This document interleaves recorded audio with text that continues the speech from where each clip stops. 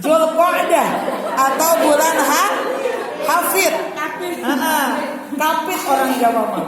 Kapit. Yang ke-12 Zulhijjah atau bulan Rayagung, bulan haji atau bulan Rayagung. Ada lagunya Ibu.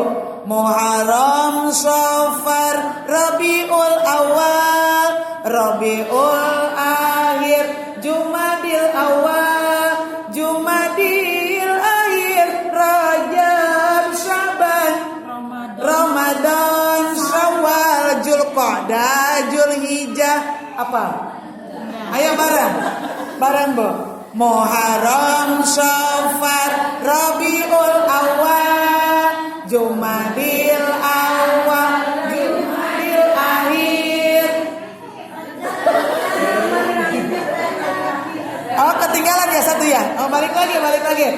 Muharram, Safar, Rabiul Awal, Rabiul Akhir, Jumadil Awal, Jumadil Akhir, Rajab, Syaban, Ramadan, Syawal, Zulqa'dah, Zulhijjah.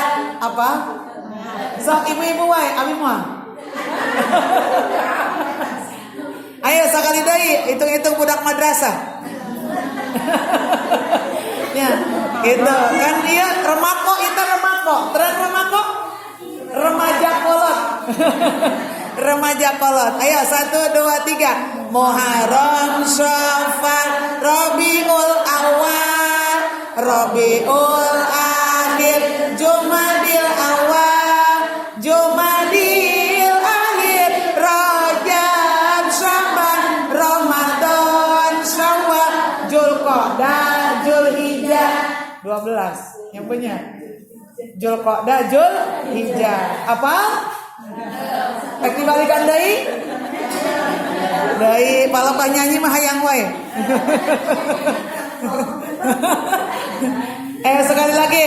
Muharram, Safar, Rabiul Awal, Rabiul Akhir, Jumadil Awal, Jumadil Akhir, Rajab, Syaban, Ramadan, Syawal, Zulqa'dah, Zulhijjah. 12. Kade, ay Januari, Februari apa? Desember bulan 12, Juli bulan bulan ke-7 apa? Tapi kira bulan Hijriah ke-7-nya apa? Ngahulang. Padahal kita harusnya mah apa yang itu ya? Yang Hijriah ya udah nggak apa-apa. Tadi udah tahu ya. Gitu lagunya. Jadi nanti balik dari sini ibu-ibu sambil jalan ke rumah itu ngapalin yang tadi ya. Sambil jalan bawa teng-tengan berkat tuh. Sama anak-anaknya tuh dibawa itu bareng-bareng. Muharram, Safar, Rabiul Awal, Rabiul Akhir, Jumadil Awal, Jumadil Akhir, Rajab, Syaban, Ramadan, Syawal, Zulqa'dah, Zulhijjah. Insyaallah mau hafal. Insyaallah punya.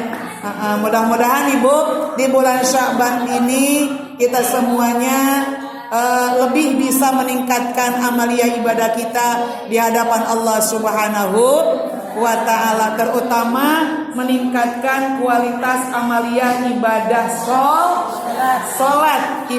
salat. Kenapa kita harus lebih memperbaiki, kita harus lebih meningkatkan dalam urusan ibadah salat? Karena ulama mengatakan Ibu, ini sholat termasuk afdolul ibadatil badaniyah. Apa Bu? Afdolul ibadatil badaniyah. Wa ba'daha as-saumu summal haju summa zakatu. Paling utamanya ibadah yang bangsa badan adalah sholat. Yang pertama adalah sholat. Setelah itu baru ibadah puasa, baru ibadah haji, kemudian ibadah zakat. Kenapa ini sholat dikatakan ibadah badan yang paling utama? Karena Ibu, satu, ibadah sholat fardu yang 5 waktu ini merupakan perintah Allah langsung yang diterima oleh baginda Rasulullah Sallallahu Alaihi Wasallam ketika melaksanakan Isra Mi'raj. Alhamdulillah ararapa. Jadi makanya disebutkan ibadah badaniyah yang paling utama karena perintah sholat ini langsung diperintahkan oleh Allah yang langsung juga diterima oleh baginda Rasulullah Sallallahu Alaihi Wasallam ketika melaksanakan Isra Mi'raj.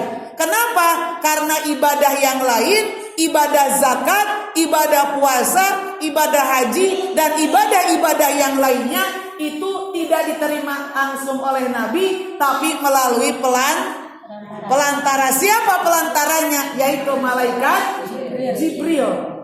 Zakat melalui perintah malaikat Jibril dulu. Allah ke malaikat Jibril baru ke Kanjeng Rasul. Tapi kalau urusan sholat ini langsung perintah dari Allah yang langsung diterima oleh Nabi ketika melaksanakan Isra Mi'raj. Makanya tingkatkan ibadah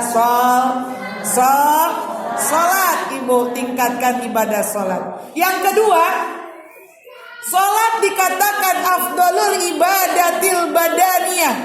Sholat dikatakan ibadah badan yang paling utama. Karena ibu, urusan ibadah sholat yang 5 waktu, subuh, duhur, asar, maghrib, isya, ini hukumnya fardu ain, alias kewajiban masing-masing. Fardu itu wajib, kewajiban ain itu masing-masing kewajiban masing-masing. Tidak bisa diwakilkan oleh orang lain. Contoh, Bunda Lisna mau sholat, males wakilin aja sama suami saya, gitu. Ini wakilin. Atau nyuruh tetangga, ini sholat zuhur saya diwakilin di upahan, di kuli, dibayar ya, dibayar 20.000, bisa tidak? Tidak bisa. Urusan sholat itu tidak bisa diwakilkan. Jangankan kita yang sehat, sekalipun kita lagi sakit, yang namanya urusan sholat yang 5 waktu itu harus dilaksanakan. Walaupun kita lagi sakit, tetap harus melaksanakan sholat, apalagi ketika sehat. Tapi ada tapinya. Kalau kitanya lagi sakit, dalam melaksanakan sholat ada rukhsah, ada kemurahan dari Allah Subhanahu wa Ta'ala. Bagaimana kalau kita tidak bisa sambil berdiri, bisa sholat kita sambil duduk, ibu. Duduknya bisa macam-macam. Kalau bisa duduknya seperti ini, seperti halnya tahiyat awal, duduk tahiyat awal. Kalau bisa, kalau memungkinkan, kalau kakinya tidak sakit. Gimana kalau kakinya sakit? Tidak memungkinkan, sudah tua, tidak apa-apa. Mau seperti ini, mau seperti ini ke sini, atau cenah nyeri kieu ge ngahunjar, tas siga ibu-ibu lamun ngaji teh ngahunjar. Tenan naon? Tidak apa-apa, ngalonjor, ngahunjar, tenan naon? Dengan catatan tertutup aurat. Ibu, tertutup auratnya menghadap kiblat. Itu cara sholat sambil duduk. Kalau sholatnya tidak bisa sambil duduk, sambil berbaring. Berbaring. Sholatnya kalau tidak bisa sambil duduk yaitu berbaring. Seperti apa? Tidur. Bukan tidur, ibu. Bukan berbaring, miring, nyanggigir, terang nyanggigir. Seperti hanya posisi mayit yang akan dikuburkan. Itu mayit jenazah. Kenapa? Miring, iya. Jadi kalau tidak bisa sambil duduk, miring, ibu. Miring. Kalau orang limunding ngomongnya nyanggigir. Nyanggigir teh eta teh miring, ibu. Miring seperti halnya posisi mayit dikuburkan. Ibu nghareup ka kiblat. Ka belah ditu. Jadi kepala kita di belah sini, madep ke kiblat, kaki kita ke sini.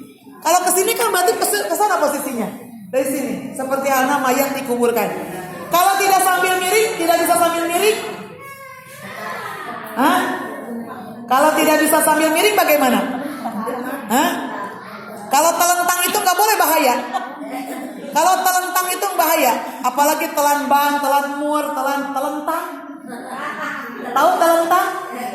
Tang ditelan, itu bahaya. Iya, telentang maksudnya. Telentang itu berbaring ya, Bu? Berbaring. Nangkarak, bahasa Sunda namanya nangkarak. Iya. Jadi kalau tidak bisa sambil miring, nangkarak. alias tadi telentang. Gitu. Tapi telentang di sini bukan tang, tapi telentang. iya telentang. Gitu. Nangkaraknya Bu. Tapi posisi nangkaraknya, posisi telentangnya kita menghadap kiblat, Ibu. Kalau di rumah sakit mah kasurnya itu bisa, ranjangnya itu bisa diputar supaya tinggi ya. Jadi badan kita itu bukan menghadap ke atas, tapi nantinya nyanda. Jadi pakai bantal 2, 3. Kalau di rumah sakit kan bisa ranjangnya ke atasin. Jadi posisinya kita seperti ini. Gitu tah. Ya punya. Akunja. Jadi tekenging lempeng kieu posisi sare. Ya sabab apa? Wajah kita harus menghadap kiblat gitu. Jadi posisinya seperti ibu tah kadieu, maju ka dieu gitu. Kalau di rumah pakai bantal 2, 3, 4. Yang penting wajah kita madep kiblat. Kalau bantalnya 1, khawatir kita tidak menghadap kiblat, tapi kemana? Ke atas. Itu kalau sambil telentang atau berbaring nangkarak itu. Bagaimana kalau tidak bisa sambil telentang atau tadi berbaring? Isarah bagaimana? Isarah di dalam hati. Seluruh pekerjaan sholat, bacaannya, pekerjaan rukunya, sujudnya, duduknya, salamnya, itu dibayangkan di hati. Pertama niat di hati, terus Allahu Akbar di hati, Fatihah, semua dibayangkan di dalam hati. Kalau tidak bisa, isarah dengan kedipan mata. Kalau yang isarah di dalam hati itu berarti masih otaknya itu sarafnya masih berjalan. Gitu. Nah, kalau sudah tidak bisa, isarah dengan kedipan mata. Gitu. Tapi kalau isarah dengan kedipan mata itu harus ada yang membimbing, harus ada yang menemani. Seperti ibunya yang sholat, anaknya yang nemenin, Bu niat kicep, Bu niat Fatihah, Bu niat ruku. Ambil yang wajib-wajibnya saja. Bu kicep iktidal, Bu kicep deui sujud, Bu kicep deui bangun dari sujud. Tadi udah iktidal, sujud, terus bangun dari sujud, kicep deui sujud kembali, kicep deui ngadeg kana rakaat anu kadua, ayo terus sampai salam. Iya anu ngabimbingna yang menemani orang yang isarah dengan kedipan mata itu harus awas, harus harus susuk. Jangan sampai megang HP atau sambil ngobrol. Oke, ya naon deui kicep naon deui mah. Nya tadi naon? Ulah gitu. Iya, gitu. Mah kicep. Tapi kita ambil wajibnya saja ya. Gitu. Jadi supaya mempercepat gitu ya. Itu isyarat. Tapi jarang Ibu kita sampai berbaring udah innalillahi wa inna ilaihi raji'un.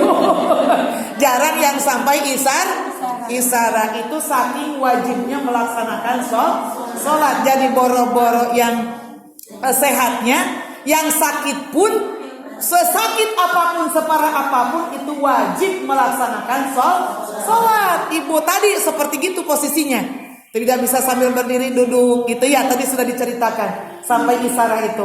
Bagaimana kalau di rumah sakit banyak alat-alat yang nempel di badan, tidak memungkinkan untuk sholat, itu nanti kalau dia sembuh kembali dikodok saja.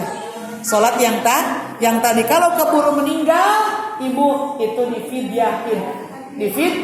Difidyahan 1 kali sholat itu 1 liter beras. 1 liter beras. Berarti kalau 5 kali sholat sehari semalam berarti 5 liter. Gitu Ibu. Kalau urusan puasa Ramadan 1 hari fidyahnya itu 1 liter. 1 liternya mucungnya punya. Jangan meres tuh. Takut kan namanya beli di pasar literan itu ada yang gitu ya. Jadi lebih daripada kurang gitu. Lebih daripada kurang. Itu saking wajibnya melaksanakan sholat. Jadi walaupun lagi sakit tetap kita harus melaksanakan sholat gitu Ibu. Makanya dalam urusan sholat kita semua diwajibkan sebelumnya untuk tahu bagaimana cara sahnya sholat, bagaimana caranya sholat, bagaimana niat sholat, bagaimana pekerjaan sholat, bahkan apa pekerjaan yang belum dilaksanakan sebelum sholat.